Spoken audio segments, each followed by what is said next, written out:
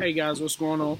Chris Daniel here, the PMP guru, the consultant in jeans, and the latest speaker from the Steve Harvey Mentoring Camp for Young Boys. Man, I'm a little tongue-tied this morning. Let me get some tea.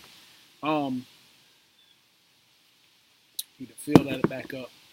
I wanted to record a video, man, just for a couple different reasons. How I got selected to speak at the Steve Harvey mentoring camp. What was it like? Did I meet Steve Harvey? What I walked away with, and then how I'll use it, man, for my platform. So, real quick, man, I just shared my story. I'll be honest with you. I just shared my story on Facebook about a year ago. Losing a son in the military at a young age, 19 years old. I talked about grief and how dads grieve, and I talked about transcendence, like, how to keep pushing forward. And I didn't just talk about it like I walked it out.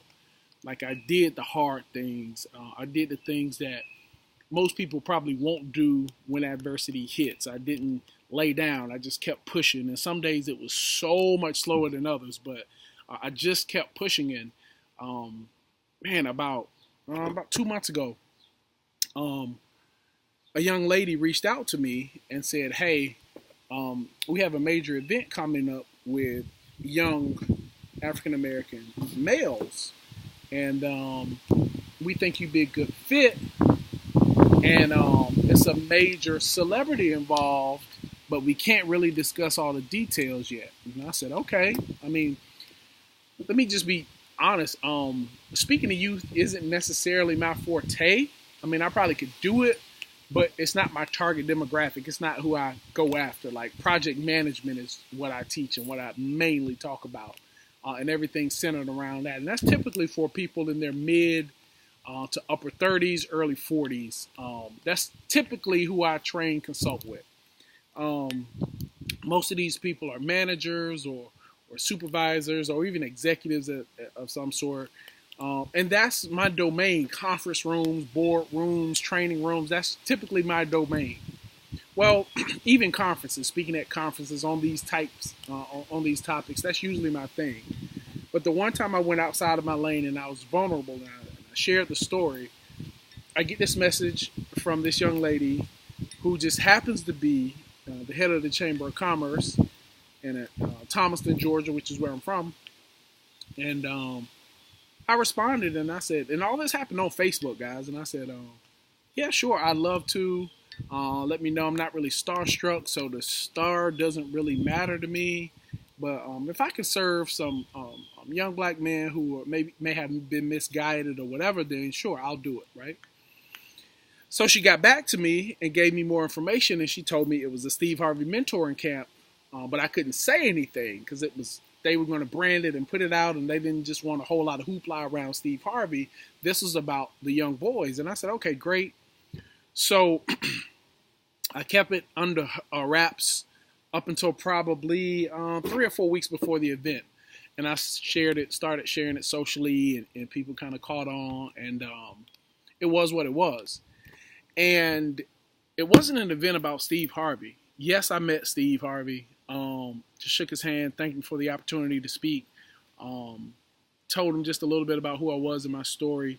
And hey, I went to work. Like I went and did what I do. I went to speak. I went to work. And man, let me tell you something. I walked into an arena. It felt like an arena.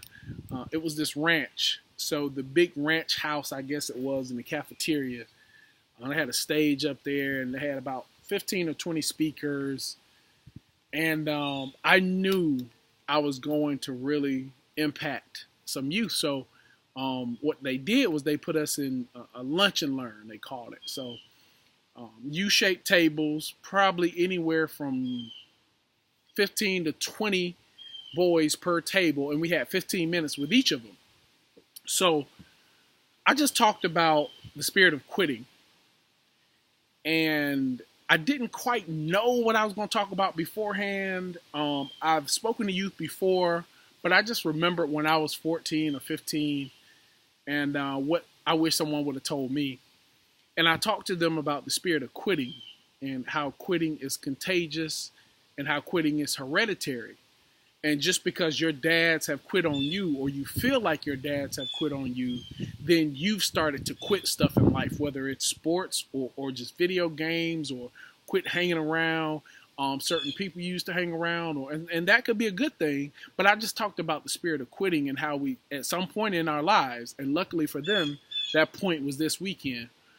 But at some point in their lives, you're going to have to face your quit. You're going to have to quit quitting. You're going to have to face the fact that, you know what, you've quit on some pretty important things and let some people down, and we got to close the gap and apologize, and then we got to live. Like, we really have to live. So that pretty much was my talk. And then I kind of parlayed it back and told him the story of my son and how he took his life too soon, and how, it affected me, but not necessarily in a negative way, how it affected me, and it made me live even bigger than I've ever lived before. And man, in this past 2 years since it happened, I've been on stages that I dreamed about being. I've been on platforms that I used to wonder how I was going to make it happen. I remember a few years ago saying, yep, I'm going to be on a Steve Harvey show, and I don't know quite how. I thought it was going to be through my book. However, I just served on a stage with this gentleman, and it was a phenomenal experience, and it wasn't even about him. See, I had my priorities twisted, but I just impacted 250 young men, and I pray that there were future CEOs and future entrepreneurs and future consultants and speakers and executives in this group as a result of them making a pivot this Father's Day weekend. So shout out to the Steve and Marjorie Harvey Foundation for the opportunity. Man, I made it back to Maryland yesterday. I got the people I love, who love me, who are in my circle, got to see me. My mom got to see me work. She couldn't hear me, but she was there. She saw me. She had to be upstairs because it was all boys. But it was a phenomenal ride, man, a phenomenal opportunity. My flight was canceled Thursday night, so Friday was a bit of a rush. Got out on a 6:30 flight, made it in time, though, to go do what I do. So that was the Steve Harvey experience, man. It was in Thomaston, Georgia, which is about an hour, 10, 15 minutes from Atlanta, south of Atlanta, man. And it was at this place. It was actually at The Rock, Georgia. It was this place called The Rock Ranch. Man, when I tell you, like, it was an experience like no other. Like, I would do it again in a heartbeat.